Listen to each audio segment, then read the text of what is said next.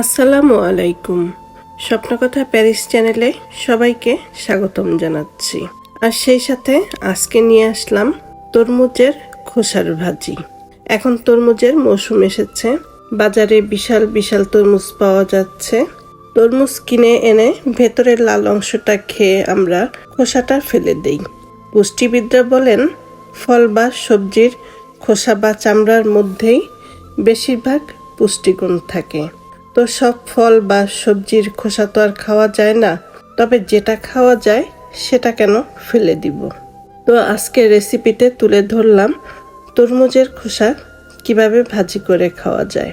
তো এই তরমুজের খোসাটা আমি যেভাবে রান্না করলাম, তো নিয়ে নিলাম এক অংশ তরমুজের, আর এটা এখন কেটে নিব। কেটে আমি উপরের লাল অংশটা নিয়ে নিব, এটা পরে আমি খেয়ে নিব। আর এই যে খোসাটা একদম লাল অংশ থাকতে পারবে না, শুধু সাদা অংশটা।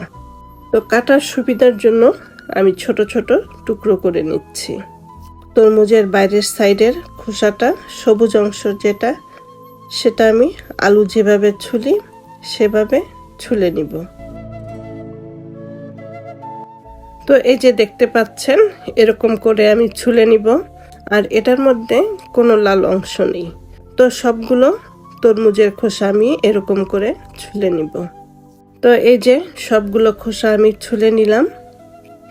এখন এটাকে কুচি কুচি করে কেটে নিব। যেভাবে আলু কুচি কুচি করে কেটে নেই, ঠিক সেভাবে এখন এটা আমি কুচি কুচি করে কেটে নিব। তো যে যেরকম পারেন ওরকম করে কুচি করে নেবেন। আর এরকম কুচি কুচি করে সবগুলো খোসা আমি কেটে নিব। তো এই তো সবগুলো খোসা আমি কেটে নিলাম একদম কুচি কুচি করে, যেভাবে আমরা আলু ভাজি করার সময় করি। এরপরে চুলায় একটি পাত্র বসিয়ে দিলাম, আর এর মধ্যে দিয়ে দিলাম রান্নার তেল, 2 থেকে 3 টেবিল চামচ রান্নার তেল। এরপরে এর মধ্যে দিয়ে দিব পেঁয়াজ কুচি, আর দিয়ে দিলাম 2টো শুকনো মরিচ। তো এই শুকনো মরিচ আর পেঁয়াজগুলো এখন আমি তেলের মধ্যে ভেজে নিব। তো পেঁয়াজটা যখন একটু নরম হয়েছে আর কালারটা চেঞ্জ হয়েছে, তখন দিয়ে দিলাম 1/4 চামচ চিলি ফ্লেক্স, আর দিয়ে দিলাম 1/4 চামচ হলুদ গুঁড়ো, দিয়ে দিলাম 1/4 চামচ জিরে গুঁড়ো, 1/4 চামচ ধনে গুঁড়ো, আর দিয়ে দিলাম 1/4 চামচ মরিচ গুঁড়ো। এবার সবগুলো উপকরণ একসাথে একটু কষিয়ে নিব। এরপরে এর মধ্যে দিয়ে দিব তরমুজের খোসাটা যে কেটে রেখেছিলাম সেটা।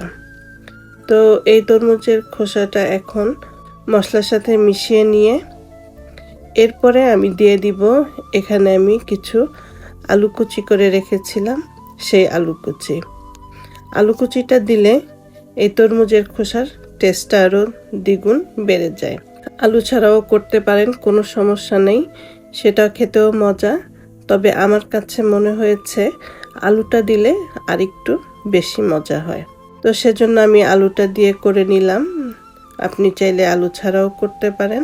তো এখন নেড়ে চেড়ে ভালো করে মিশিয়ে নিয়ে এরপরে ঢাকনা দিয়ে ঢেকে দিব। তো ঢাকনা খুলে আবার নেড়ে চেড়ে দিব। আর এরপরে আমি আর ঢাকনা দিয়ে ঢাকবো না। আমাদের দেশের আলুগুলো যেরকম একটু শক্ত থাকে, আর এখানকার আলুগুলো একটু নরম হয়, এজন্য দেখা যায় ঢেকে রাখলে আলুটা গলে যায় আর সেদ্ধও তাড়াতাড়ি হয়ে যায়। তো এজন্য আর আমি ঢাকছি না, কিছুক্ষণ পর পর নেড়ে চেড়ে এটা আমি ভাজি করে নিচ্ছি।